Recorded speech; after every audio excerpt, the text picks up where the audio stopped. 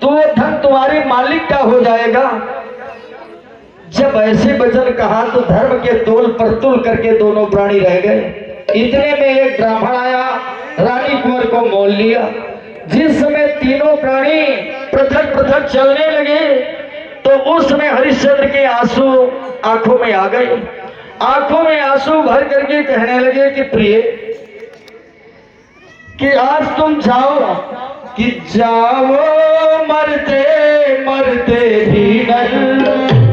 देखो कैसी वचन आज हरिश्चंद्र कहते हैं ज्योतिष में, कि जाओ मरते मरते भी डर, नारी को नहीं